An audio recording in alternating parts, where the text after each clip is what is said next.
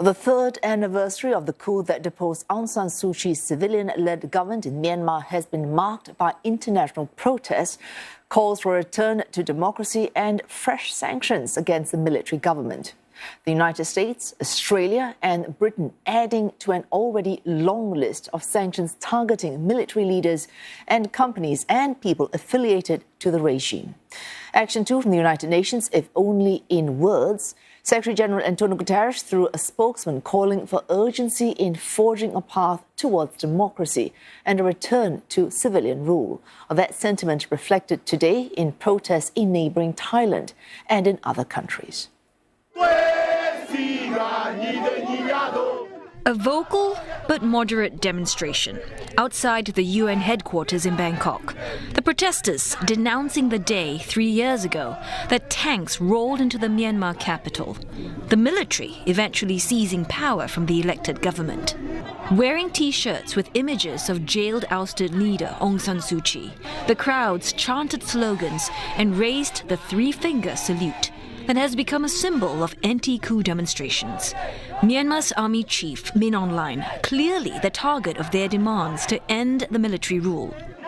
คือเราอยากให้ทั่วโลกเขารับรู้ว่าเรายังสู้ต่อไปเนาะแล้วปีนี้ปีสุดท้ายเราอยากให้ทั่วโลกเขาสนับสนุนประเทศพม่าแล้วก็แน่นอนฮะหลักๆก็คือเราอยากให้ประเทศไทยเนี่ยมีส่วนร่วมในการสันติภาพของประเทศพม่าครับ This year we need to get must be our victory and also military corps must collapse. Cost in Myanmar, our situation is worse days by day. Cost of living scale is higher than 2021. The happening is stay continue. Our country is not recover anything. In the Philippine capital, dozens of activists called for the ouster of the military government, as well as the release of all political prisoners captured over the past 3 years. However, a very different tone in military-controlled Myanmar. Around 3,000 nationalist monks marched through Yangon in support of the army. They are seeking to break the quiet in the streets, as anti-coup activists hold a silent strike to mark the anniversary of the military takeover. There appears to be no end in sight to the fighting in this country. More than 4,400 people have been killed in the military's crackdown on dissent. Some 2 million people have been displaced.